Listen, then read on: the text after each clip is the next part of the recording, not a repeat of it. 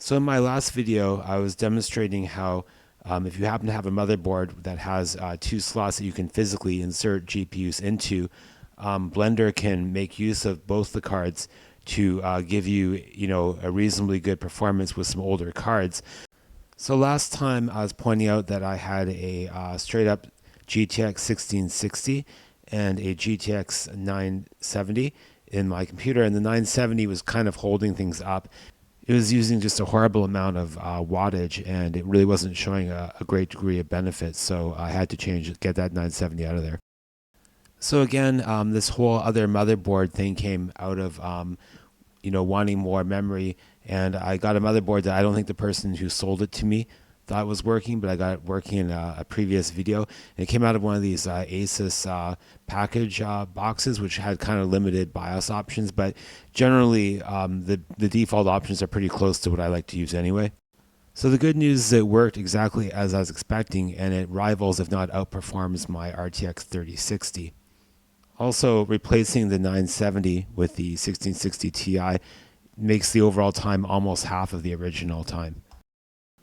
So according to the Blender database, in terms of CUDA rendering, a 1660 and a 1660 Ti is supposed to outperform an RTX 3060, and that is kind of consistent with what I've discovered. So the usual Blender classroom demo scene does render a little bit faster with the 1660 and 1660 Ti than the 3060, but not by much. So at the store right now, they have what I would consider a really good deal in that the 3060 is 330 Canadian dollars about, and I got my gigabyte 3060 for like $430.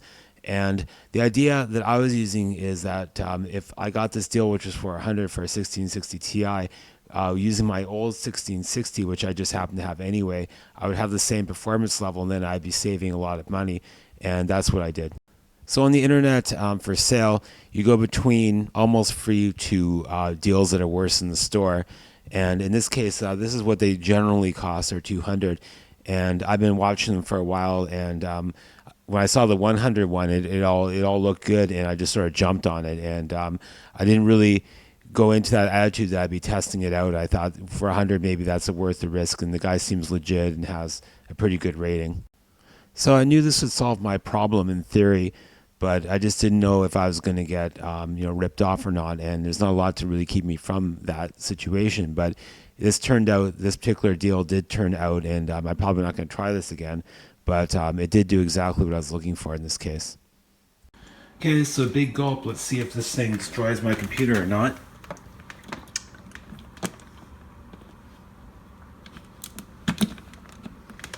Okay, so I pulled out, things I could pull out, but in a way of I could have been pulled out even more stuff. But let's go ahead. It's not a clear short already. You can see it's turning on.